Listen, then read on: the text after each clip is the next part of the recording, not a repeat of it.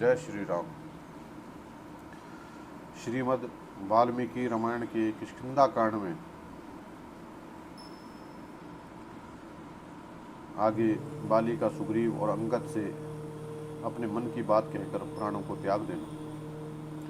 जब बाली श्री राम के बाण द्वारा घायल होकर पड़ा था तो उसकी पत्नी तारा वहां पर पहुंची और अंगद जी भी, उनके जो पुत्र थे वो वहां पहुंचे। तो उसके पश्चात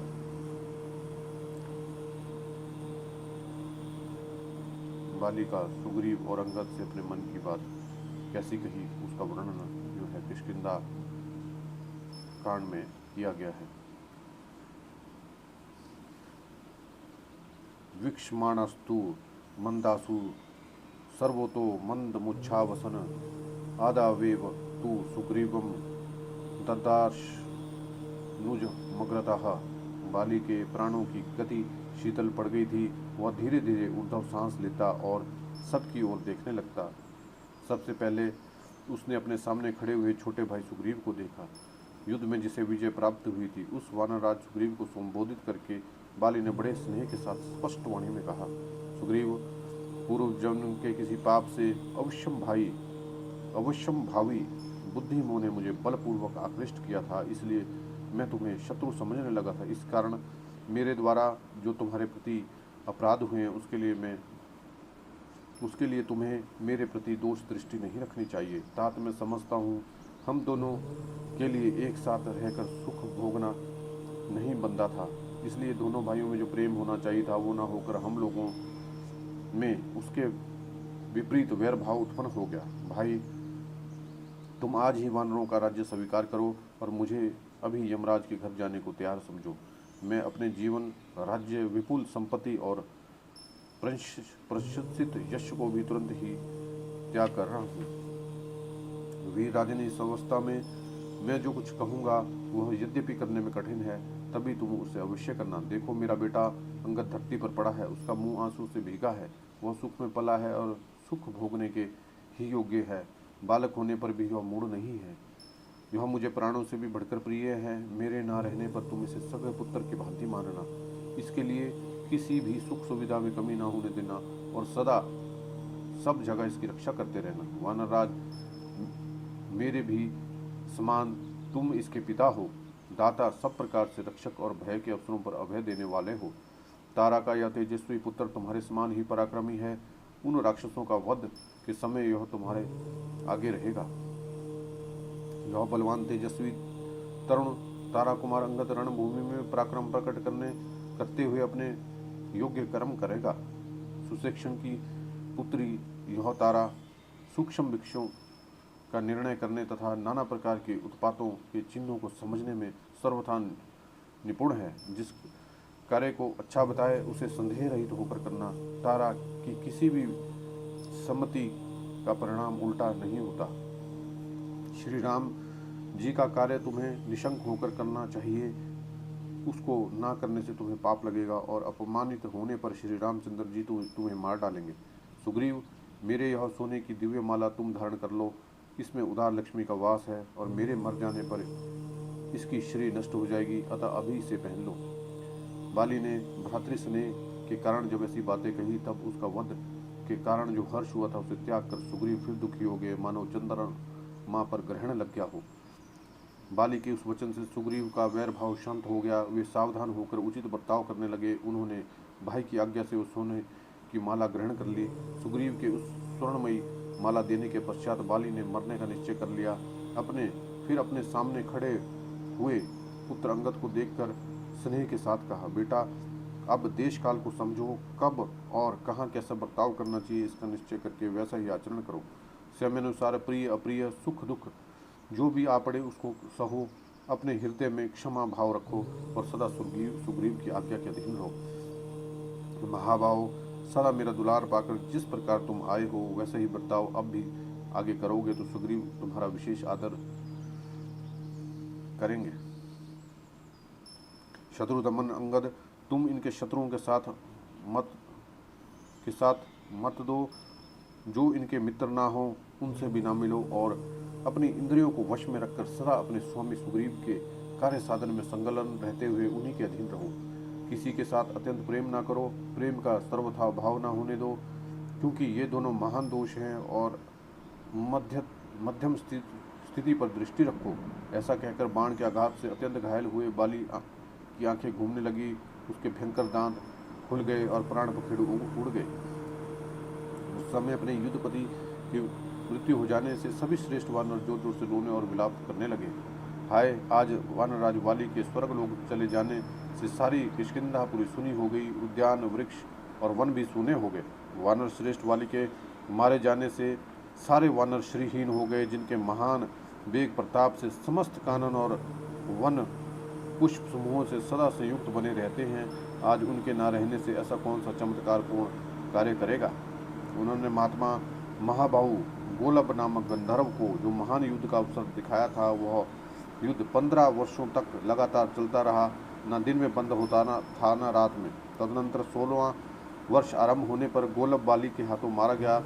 उस दुष्ट गंधर्व का वध करके जिन विकराल दाढ़ों वाले बाली ने हम सबको अभय दान दिया था, वे ही हमारे स्वामी वानरराज स्वयं कैसे गिर गए। उस समय वीर वानर राज बाली के मारे जाने पर वनों में विचरने वाले वानर वहां चैन ना पा सके। जैसे सिंह से युक्त विशाल वन में सांडों के मारे जाने पर गोएं दुखी होती है, वही दशा उन वानरों की हुई।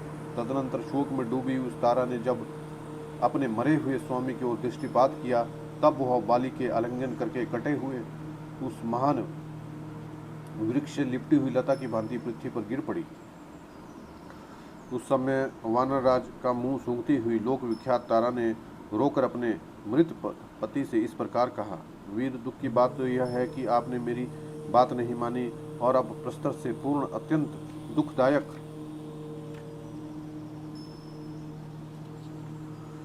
और ऊंचे नीचे भूतल पर शयन कर रहे हो। वानरराज, निश्चय ही पृथ्वी आपको मुझसे बढ़कर प्रिय है, तभी आप इसका आलिंगन करके सो रहे हैं और मुझसे बात तक नहीं करते। वीर, साहसपूर्ण कार्यों से प्रेम रखने वाले वानरराज आज श्री राम रूपी विधाता सुग्रीव के वश में हो गया है। यह बड़े आश्चर्य की बात है। अतः अब इस राज्य पर सुग्रीव ही पराक्रमी राजा के रूप में आसीन होंगे। प्राणनाथ प्रधान भालू और वानर, जो आप महावीर की सेवा में रहते थे, इस समय बड़े दुख से विलाप कर रहे हैं। बेटा अंगद भी शोक में पड़ा है और वानरों का दुख में विलाप, अंगद का शोकोद्वार तथा मेरी अनुन्य विनय भरी वाणी सुनकर आप भी क्यों नहीं जागते। यह वीर शैया जिस पर मृत्यु काल में आपने भूत से शत्रुओं को मारकर सुलाया था, किंतु आज स्वयं ही युद्ध में मारकर आप इस पर शयन कर रहे हैं। विशुद्ध बलशाली कुल में उत्पन्न युद्ध प्रेमी तथा दूसरों को मान देने वाले मेरे प्रीतम, आज मुझे अनाथा को अकेले छोड़कर कहाँ चले गए। निश्चय ही बुद्धिमान पुरुष को जानना चाहिए कि वो अपनी कन्या किसी शूरवीर के हाथ में ना दे। देखो, मैं शूरवीर की पत्नी होने के कारण तत्काल विधवा बन गई और इस प्रकार सर्वथा मारी गई। राजरानी होने पर जो मेरा अभिमान था वह भी भंग हो गया। नित्य निरंतर सुख पाने की मेरी आशा नष्ट हो गई और मैं अगाध और विशाल शोक समुद्र में डूब गई हूँ। निश्चय ही यह मेरा कठोर हृदय लोहे की का बना हुआ है, तभी तो अपने स्वामी को मारा देखकर इसके सैकड़ों टुकड़े नहीं हो जाते। हाय, मेरे सुहृदय स्वामी और स्वभाव से ही प्रिय थे और संग्राम में महान पराक्रम प्रकट करने वाले शूरवीर थे और संसार से चल बसे। पतिहीन नारी भले ही पुत्रवती और धन धान्य से समृद्ध हो, किंतु लोग उसे विधवा ही कहते हैं। वीर, अपने ही शरीर से प्रकट हुई रक्त राशि में आप उसी तरह शयन करते हैं जैसे पहले इंद्रगोप नामक कीड़े के रंग वाला बिछौनों से युक्त अपने पलंग पर सोया करते थे। वानर श्रेष्ठ, आपका सारा शरीर धूल और रक्त से लथपथ हो रहा है, इसलिए मैं आपकी दोनों भुजाओं से आपका आलिंगन नहीं कर पाती। इस अत्यंत भयंकर वैर में आज सुग्रीव कृत्य हो गए। श्री राम के छोड़े हुए एक बाण ने ही उनका सारा भय हर लिया। आपकी छाती में बाण धंसा हुआ है, वह मुझे आपके शरीर का आलिंगन करने से रोकता है। इस कारण आपकी मृत्यु हो जाने पर मैं चुपचाप देख रही हूँ तथा आपको हृदय से नहीं लगा पाती। उस समय नील ने वाली के शरीर में धंसे हुए उस बाण को निकाला, मानो पर्वत की कंदरा में छिपे हुए प्रज्वलित मुख से विषधर सर्प को वहां से निकाला गया हो। वाली के शरीर से निकाले जाते हुए उस बाण की कांति अस्ताचल के शिखर पर अवरुद्ध किरणों वाले सूर्य के प्रभाव के समान जान पड़ती थी। बाण के निकाले जाने पर बाली के शरीर के सभी घावों से खून की धाराएं गिरने लगी, मानो पर्वत से लाल गिरवे मिश्रित जल की धाराएं बह रही हो। बाली का शरीर रणभूमि की धूल से भर गया था। उसी समय तारा बाण से आहत हुए अपने शूरवीर स्वामी के उस शरीर को पहुंचती हुई उन्हें नेत्र के अश्रु जल से सींचने लगी। अपने मारे गए पति के सारे अंगों को रक्त से भीगा हुआ देखकर बाली पत्नी तारा ने अपने भूरे नेत्रों वाले पुत्र अंगद से कहा, बेटा देखो तुम्हारे पिता की अंतिम अवस्था कितनी भयंकर है। इस समय पूरे पाप के कारण प्राप्त हुए वैर से पार हो चुके हैं। वत्स, प्रातःकाल के सूर्य की भांति अरुण गौर शरीर वाले तुम्हारे पिता राजा अब यमलोक जहाँ पहुँचे, ये तुम्हें बड़ा आदर देते थे, तुम इनके चरणों में प्रणाम करो। माता के ऐसे कहने पर अंगद ने उठकर अपनी मोटी और गोलकार भुजाओं द्वारा पिता के दोनों पैर पकड़ लिए और प्रणाम करते हुए कहा, पिताजी मैं अंगद हूँ। फिर तारा कहने लगी, प्राणनाथ कुमार अंगद पहले की भांति आज भी आपके चरणों में प्रणाम करता है, किंतु आप इसे चिरंजीवी रहो बेटा, ऐसा करके आशीर्वाद क्यों नहीं देते। जैसे कोई बछड़े सहित गाय सिंह के द्वारा तत्काल मार गिराए हुए सांड के पास खड़ी हो, उसी प्रकार पुत्र सहित मैं प्राणहीन हुई आपकी सेवा में बैठी हूँ। आपने युद्ध रूपी यज्ञ का अनुष्ठान करके श्री राम के बाण रूपी जल से मुझ पत्नी को बिना अकेले ही अवभृत स्नान कैसे करा दिया। युद्ध में आपसे संतुष्ट हुए देवराज इंद्र ने आपको जो सोने की प्रिय माला दे रखी थी, उसे मैं आपके गले में क्यों नहीं देखती। दूसरों को मान देने वाले वानर राज प्राणहीन हो जाने पर भी आपको राज्य लक्ष्मी उसी प्रकार नहीं छोड़ रही, जैसे चारों ओर चक्कर लगाने वाले सूर्यदेव की प्रभा गिरिराज मेरु को कभी नहीं छोड़ती। मैं आपके हित की बात कही थी, किंतु आपने उसे स्वीकार नहीं। मैं भी आपको रोक रखने में समर्थ ना हो सकी। इसका यह फल हुआ कि आप युद्ध में मारे गए और आपके मारे जाने से मैं भी पुत्र सहित मारी गई। अब लक्ष्मी आपके साथ ही मुझे और मेरे पुत्र को भी छोड़ रही है। अत्यंत वेगशाली और दुसह शोक में डूबी हुई तारा की ओर दृष्टिपात करने वाले छोटे भाई वेगवान सुग्रीव को उस समय अपने बड़े भाई के वध से बड़ा संताप हुआ। उसके मुख पर आंसुओं की धारा बह निकली। उसका मन खिन्न हो गया और भीतर ही भीतर कष्ट का अनुभव करते हुए अपने भारतीय जनों के साथ धीरे धीरे श्री रामचंद्र जी के पास गए, जिन्होंने धनुष ले रखा था, जिनमें धीरो दात नायक का स्वभाव विद्यमान था, जिनके बाण विषधर सर्प के समान भयंकर थे, जिनके प्रत्येक अंग सामुद्रिक शास्त्र के अनुसार उत्तम लक्षणों से लक्षित था, तथा जो परम यशस्वी थे। वहां खड़े हुए उन श्री रघुनाथ जी के पास जाकर सुग्रीव इस प्रकार बोले, नरेंद्र, आपने जैसी प्रतिज्ञा की थी उसके अनुसार यह काम कर दिखाया। इस कर्म का राज्य लाभ रूप फल भी प्रत्यक्ष ही है, किंतु राजकुमार इससे मेरा जीवन निंदनीय हो गया। अब मेरे मन में सभी भोगों से निवृत्त हो गया है। श्री राम राजा बाली के मारे जाने से ये महारानी तारा अत्यंत विलाप कर रही है। सारा नगर दुख से संतप्त होकर चीख रहा है। कुमार अंगद का जीवन भी संशय में पड़ा है। इन सब कारणों से अब राज्य में मेरा मन नहीं लगता है। इक्ष्वाकु के गौरव श्री रघुनाथ जी भाई ने मेरा बहुत अधिक तिरस्कार किया था, इसलिए क्रोध और अमर्ष के कारण मैंने उसके वध के लिए अनुमति दे दी थी, परंतु अब वानर युद्ध पति बाली के मारे जाने पर मुझे बड़ा संताप हो रहा है।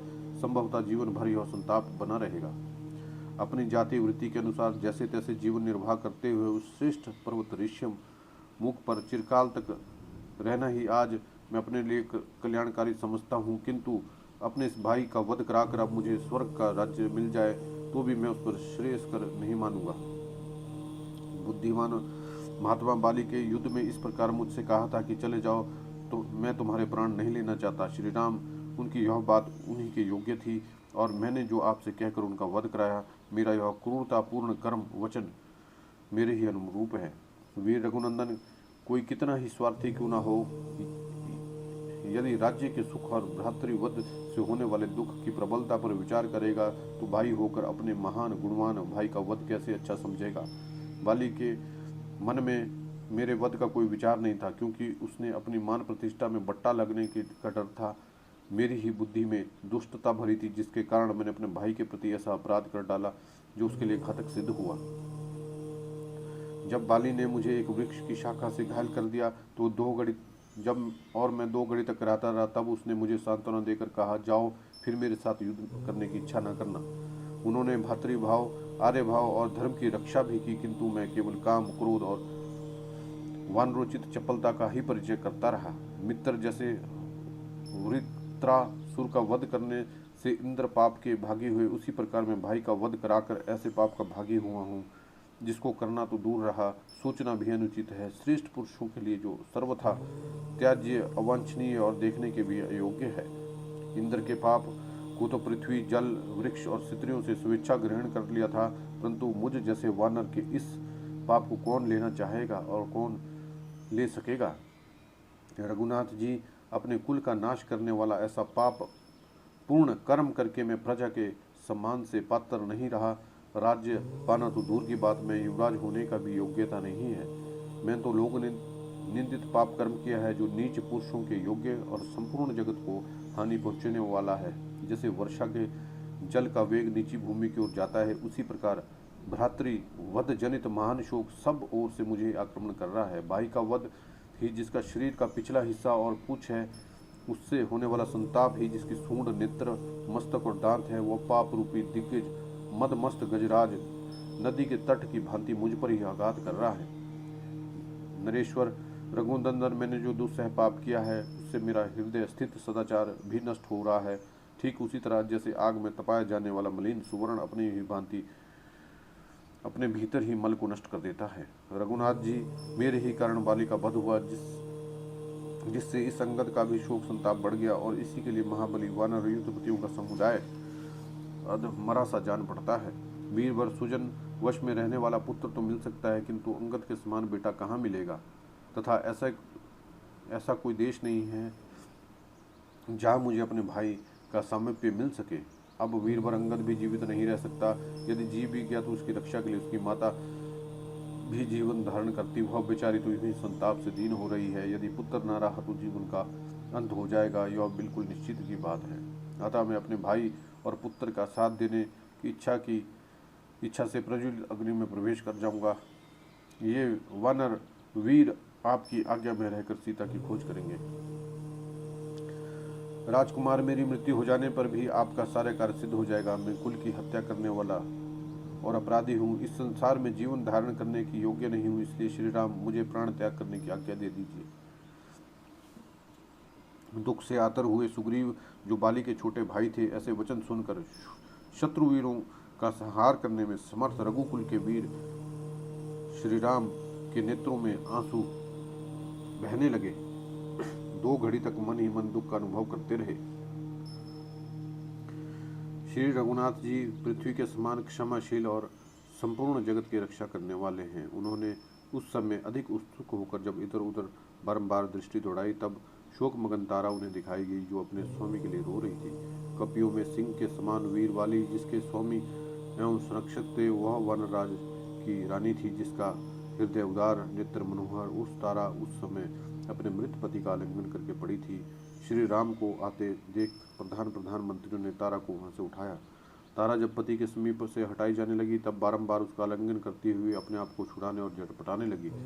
इतने में ही उसने अपने सामने धनुष बाण धारण किए श्री राम को देखा, तो जो अपने तेज से सूर्यदेव के समान प्रकाशित हो रहे थे। वे राज्योचित शुभ लक्षणों से संपन्न थे, उनके नेत्र बड़े मनोहर थे। उन पुरुष प्रवर श्री राम को, जो पहले कभी देखने में नहीं आए थे, देखकर मृग शावक नैनी तारा समझ गई कि ये कुकुस्त कुलभूषण श्री राम ही हैं। उस घोर संकट में पड़ी हुई शोक पीड़ित आर्या तारा अत्यंत विह्वल होकर गिर पड़ी। तीव्र गति से महेंद्र तुल्य दुर्विजय महानुभाव भगवान श्री राम के पास गई। शोक के कारण वह अपने शरीर की सुध बुध खो बैठी थी।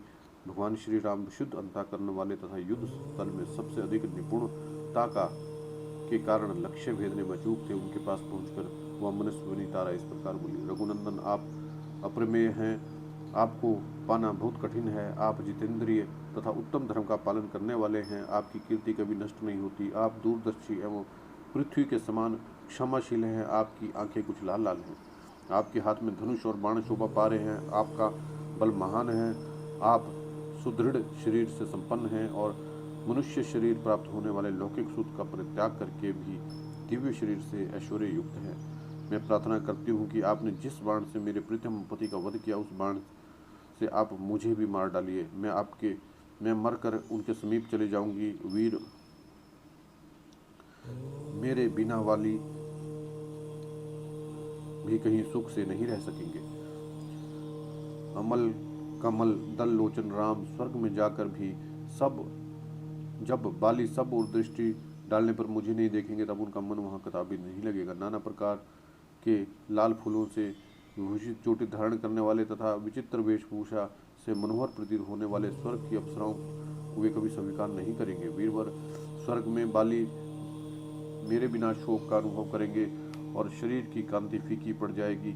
उसी तरह दुखी रहेंगे जैसे गिरिराज ऋषि मुख के सुरम्य तट प्रांत में विधेय नंदिनी सीता के बिना आप कष्ट का अनुभव करते हैं। सीता के बिना युवा पुरुष को जो दुख उठाना पड़ता है, उसे आप अच्छी तरह समझते हैं। इस तत्व को समझकर आप मेरा वध कीजिए, जैसे वाली को मेरे विरह का दुख ना भोगना पड़े। महाराज कुमार, आप महात्मा हैं, इसलिए यदि ऐसा चाहते हैं मुझ स्त्री का हत्या का पाप न लगे, तो यह बाली की आत्मा है, ऐसा समझकर ही मेरा वध कर दीजिए। इससे आपको स्त्री हत्या का पाप नहीं लगेगा। शास्त्रोक्त यज्ञ यागद कर्मों में पति और पत्नी दोनों का संयुक्त अधिकार होता है। पत्नी को साथ लिए बिना पुरुष धर्म यज्ञ कर्म का अनुष्ठान नहीं कर सकता। इसके सिवा नाना प्रकार की वैदिक श्रुतियां भी पति का आधा शरीर बतलाती हैं। दूसरी स्त्रियों का अपने पति से अभिन्न होना सिद्ध होता है, दोष नहीं लग सकता और बाली को स्त्री की प्राप्ति हो जाएगी। संसार में ज्ञानी पुरुषों की दृष्टि में स्त्री दान से बढ़कर कोई दूसरा दान नहीं है। वीर शिरोमणि, यदि धर्म की दृष्टि रखते हुए आप मुझे प्रीतम बाली को समर्पित कर देंगे, तो इस दान के प्रभाव से मेरी हत्या करने पर भी आपको पाप नहीं लगेगा। मैं दुखिनी और आशानाथ हूँ, पति से दूर कर दी गई हूँ। ऐसी दशा में मुझे जीवित छोड़ना आपके लिए उचित नहीं है। नरेंद्र में सुंदर बहुमूल्य श्रेष्ठ सुवर्णमाला से अलंकृत तथा गजराज के समान विलास संयुक्त गति से चलने वाले बुद्धिमान वानर श्रेष्ठ बाली के बिना अधिक काल तक जीवित नहीं रह सकूंगी। तारा के ऐसा कहने पर महान भगवान श्री राम ने उसे आश्वासन देकर हित की बात कही। वीर पत्नी, तुम मृत्यु विश्व विपरीत विचार का त्याग कर दो, क्योंकि विधाता ने इस संपूर्ण जगत की सृष्टि की है। विधाता ने ही इस सारे जगत के सुख दुख से संयुक्त किया है। यह बात साधारण लोग भी कहते हैं और जानते हैं। तीनों लोगों के प्राणी विधाता के विधान का उल्लंघन नहीं कर सकते, क्योंकि सभी उसके अधीन हैं। तुम पहले की भांति अत्यंत दुख और आनंद की प्राप्ति होगी। तुम्हें पहले की ही भांति अत्यंत सुख और आनंद की प्राप्ति होगी। तुम्हारा पुत्र युवराज पद प्राप्त करेगा। विधाता का ऐसा विधान है। शूरवीरों की स्त्रियां इस प्रकार विलाप नहीं करती। तुम भी शोक छोड़कर शांत हो जाओ। शत्रुओं को संताप देने वाले परम प्रभावशाली महात्मा श्री राम की इस प्रकार सांत्वना देने पर सुंदर वेश और रूप वाली पत्नी तारा, जिसके मुख से विलाप की ध्वनि निकल रही थी, चुप हो गई और उसने रोना धोना छोड़ दिया। लक्ष्मण सहित श्री रामचंद्र जी सुग्रीव के आदि के शोक से उनके समान ही दुखी थे। उन्होंने सुग्रीव, अंगद और तारा को सांत्वना देते हुए इस प्रकार कहा, शोक संताप करने से मरे हुए जीव को कोई भलाई नहीं होती है। अब आगे जो कर्तव्य है उसको तुम विधि पूर्वक संपन्न करना चाहिए। तुम सब लोग बहुत आंसू बहा चुके हो, अब उसकी आवश्यकता नहीं है। लोकाचार का भी पालन होना चाहिए। समय बिताकर कोई भी विहित कर्म नहीं करना चाहिए। जगत में काल ही सबका कारण है, वही समस्त कर्मों का साधन है और काल ही समस्त प्राणियों के विभिन्न कर्मों में नियुक्त करने का कारण है। कोई भी मनुष्य ना तो स्वतंत्रता पूर्वक किसी काम को कर सकता है, न ही किसी दूसरे को उसमें लगाने की शक्ति रखता है। सारा जगत स्वभाव के अधीन और स्वभाव के आधार काल है। काल भी काल का उल्लंघन नहीं कर सकता। वह काल कभी क्षीण नहीं होता। स्वभाव प्रारब्ध कर्म को पाकर कोई भी उसका उल्लंघन नहीं कर सकता। काल का किसी के साथ भाईचारे का ता का अथवा जाति बिरादरी का संबंध नहीं है, उसको वश में रखने का कोई उपाय नहीं है, उस प्रकार किसी का पराक्रम नहीं चल सकता। कारण स्वरूप भगवान काल जीव के भी वश में नहीं है। अतः साधुदर्शी विवेक पुरुष को सब कुछ काल का ही परिणाम समझना चाहिए। धर्म, अर्थ और काम भी काल क्रम से ही प्राप्त होते हैं। मेरे द्वारा मारे जाने के कारण वानर रूपी वानरराज वाली शरीर से मुक्त हो अपने शुद्ध स्वरूप को प्राप्त हुए। नीति शास्त्र के अनुकूल साम, दान और अर्थ के समुचित प्रयोग से मिलने वाले जो पवित्र कर्म है वे उन्हें सभी प्राप्त हो गए हैं। महात्मा बाली ने पहले अपने धर्म के संयोग से जिस पर विजय पाई थी, उसी स्वर्ग को इस समय युद्ध में प्राणों की रक्षा न करके उन्होंने अपने हाथों में कर लिया है। यही सर्वश्रेष्ठ गति है जिसे वानरों के सरदार वाली ने प्राप्त किया है। अतः अब उनके लिए शोक करना व्यर्थ है। इस समय तुम्हारे सामने जो कर्तव्य उपस्थित हो उसे पूरा करो। श्री राम जी की बात समाप्त होने पर शत्रुवीरों का संहार करने वाले लक्ष्मण ने, जिनकी विवेक शक्ति नष्ट हो गई थी, उन सुग्रीव से नम्रतापूर्वक इस प्रकार कहा, सुग्रीव, अब तुम्हारा अंगद और तारा के साथ रहकर बाली के दाह संस्कार संबंधी प्रेत कार्य करो। सेवकों को आज्ञा दो कि वे बाली के दाह संस्कार के निमित्त प्रचुर मात्रा में सूखी लकड़ियां और दिव्य चंदन ले आएं। अंगद का चित्त बहुत दुखी हो गया। इन्हें धैर्य बंधाओ और अपने मन में मूढ़ता न लाओ। किंग कर्तव्य मूढ़ न बनो, क्योंकि यह सारा नगर तुम्हारे अधीन है। अंगद पुष्पमाला, नाना प्रकार के वस्त्र, घी, तेल, सुगंधित पदार्थ तथा अन्य सामान जिनकी अभी आवश्यकता है स्वयं ले आए। तारा, तुम शीघ्र जाकर वेगपूर्वक एक पालकी ले आओ, क्योंकि इस समय अधिक फुर्ती दिखानी चाहिए। ऐसे अवसर पर वही लाभदायक होती है। पालकी को उठाकर ले चलने योग्य जो बलवान और समर्थ वानर हैं वे तैयार हो जाएं। वे ही बाली को यहाँ से शमशान भूमि ले चलेंगे। सुग्रीव से ऐसा कहकर शत्रुवीरों के संहारक होने वाले सुमित्रा नंदन लक्ष्मण अपने भाई के पास जाकर खड़े हुए। लक्ष्मण की बात सुनकर तारा के मन में हड़बड़ी मच गई। वह शिबिका ले आने के लिए शीघ्रपूर्वक किष्किंधा नामक गुफी में गई।